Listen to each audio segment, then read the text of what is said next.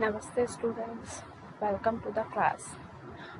Last lecture पे हमने पढ़ा था parallelogram law of vector addition, जिसमें हमने देखा कि हम रिजल्टेंट का मैग्नीट्यूड कैसे निकाल सकते हैं।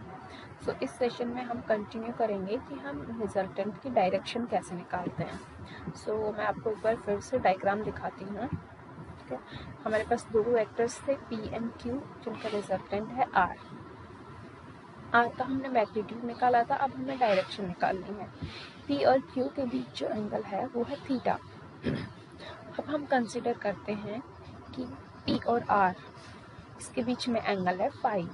अगर हम इस फाई एंगल की वैल्यू निकाल लेते हैं, हम R वेक्टर की डायरेक्शन बता सकते हैं कि अगर हम ऐसे बोल सकते हैं कि R जो है वो P वेक्टर से फाई एंगल पे है। ओके, तो हमें डायरेक्शन निकालने के लिए एंगल फाई निकालना होगा। हम क्या करते हैं, फॉर्म ट्रायंगल OBC। देखिए ट्रायंगल OBC कौन सा है, O, B एंड C। ठीक है, ये एक राइट एंगल ट्रायंगल है। इसमें हम पाइथागोरस थ्योरम भी लगा सकते हैं। ठीक है, इसमें से हम अब क्या करेंगे, tan फाई की वैल्यू निकालेंगे।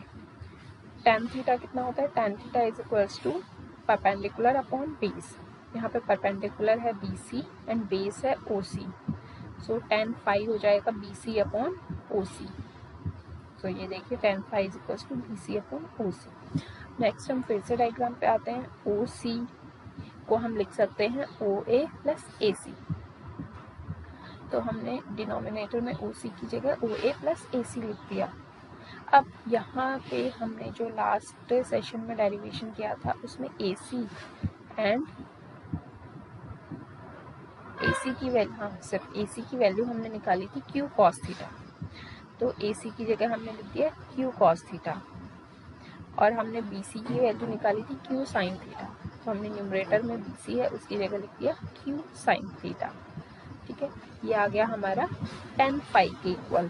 ठीक है, अब हमें फाई की वैल्यू निकालनी है, तो हम tan को RHS की तरफ लाते हैं, तो वो बन जाएगा tan इनवर्स देन ब्रैकेट में Q sin theta upon P plus Q cos theta.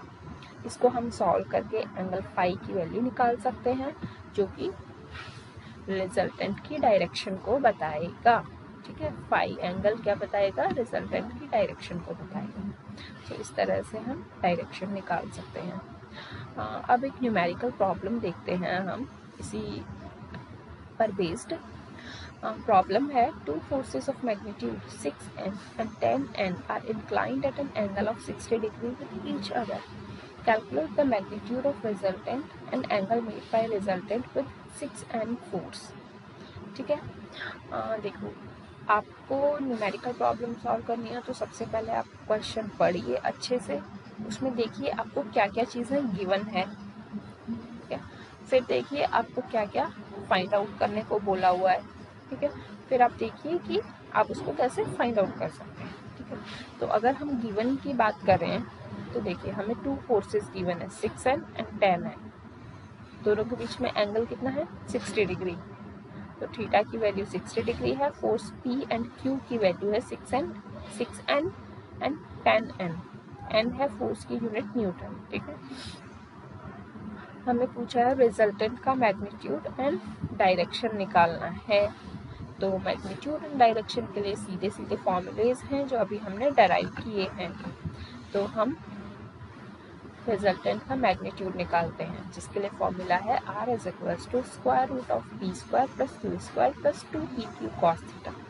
फिर हमने P की वैल्यू 6 एंड Q की वैल्यू 10 रखी है, और थीटा की जगह 60 डिग्री एंगल जो कि गिवन है वो रख दिया, और हमने इसको सॉल्व किया फर्दर। ठीक है, तो सॉल्व किया तो हमारे R की वैल्यू आई है हमारी 14n, जो कि हमारा आंसर है। जो रिजल्टेंट मैग्नीट्यूड है उसकी वैल्यू है 14n। अब हम निकालते हैं एंगल। एंगल के लिए हमारा फॉर्मूला था tan phi is equals to Q sin theta divide by P plus Q cos theta.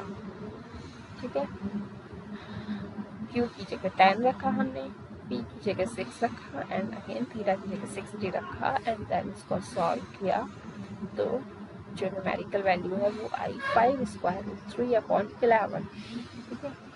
तो यहाँ से 5 की वैल्यू आ गई, 5 इज इक्वल्स टू 10 इनवर्स 5√3/11, जो कि हमारा रिक्वायर्ड एंगल है। इसको हम फर्दर सॉल्व कर सकते हैं कि एग्जैक्ट एंगल कितना आएगा, ठीक है।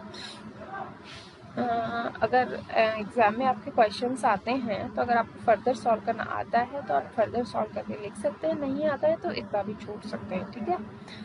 तो ये था आपका addition of vectors by parallelogram law, जहाँ पे हमने रिजल्टेंट की मैग्नीट्यूड और डायरेक्शन फाइंड आउट की है।